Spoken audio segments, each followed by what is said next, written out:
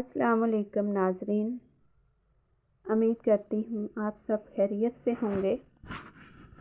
آج کا ہمارا ٹاپک ہے قرآن پاک کا نزول۔ تقریباً 2000 سال پہلے ایک بے لوث رات کے وقت جب زمین سکون سے خالی تھی اور کہیں نہ کہیں اس آسمانی ہنگامے میں کچھ چھپا ہوا تھا، محمد صلی اللہ علیہ وآلہ وسلم کو ایک عبرت ناک واقعہ کا سامنا ہوا۔ ایک دن جب وہ غار حرا میں سوئے ہوئے تھے،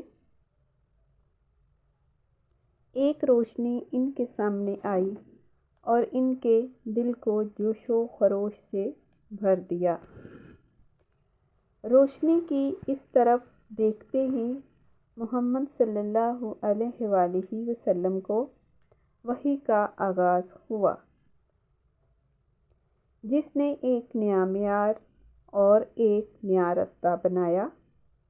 اس نئے رستے کا نام قرآن تھا، جو اللہ کی طرف سے آیا تھا اور لوگوں کے لیے ہدایت کا بیان کرتا تھا۔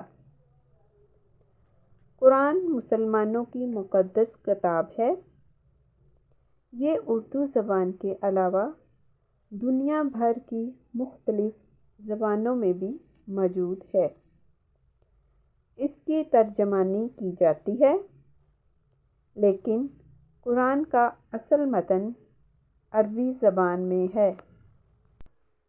قرآن کی تعریف کرنا ایک مشکل کام ہے، کیونکہ اس کا مقصد اور اہمیت کچھ عام لفظوں میں بیان نہیں کی جا سکتی۔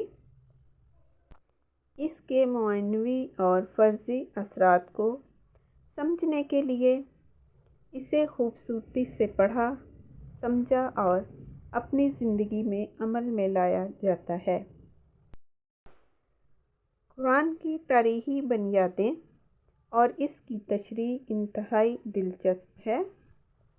اس کا تعلق عربی زبان سے ہے، جو پاکستان، بنگلہ دیش، مصر اور دیگر ممالک میں بولی جاتی ہے۔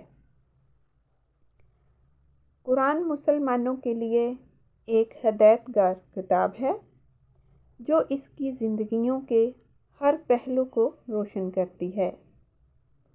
یہ ان کو اخلاقی اصول، سکون اور زندگی کے مقصد کی سمجھ فراہم کرتا ہے۔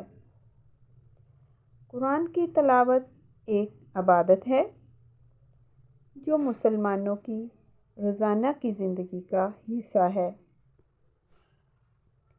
وہ اسے پڑھتے ہیں، سمجھتے ہیں اور اپنی زندگی کے موقع پر اس کی رہنمائی سے فائدہ اٹھاتے ہیں۔ قرآن کی تلاوت کو مسلمانوں کے لیے ایک اہم عمل تصور کیا جاتا ہے۔ ان کی روزانہ کی زندگی کے ایک حصے کے طور پر وہ اسے اپنی زندگی کے ہر مسئلے اور فیصلے کے لیے رہنمائی کے طور پر استعمال کرتے ہیں۔ امید ہے ناظرین آپ کو آج کا ٹاپک پسند آیا ہوگا۔ مجھے اپنی دعاؤں میں یاد رکھیے گا۔ اللہ پاک تمام مسلمانوں کو ایمان کی دولت سے مالا مال فرمائے اور تمام مسلمانوں کی آخرت اور دنیا بہتر فرمائے۔ ناظرین، اپنی دعاؤں میں فلسطین کے مسلمانوں کو یاد رکھیں۔ اللہ تعالیٰ ان کو فتح اور آزادی نصیب فرمائے اور اللہ تعالیٰ ہر مسلمانوں کی تمام پریشانیاں دور فرمائے۔ اسی کے ساتھ آپ سے اجازت چاہتی ہوں۔ السلام علیکم۔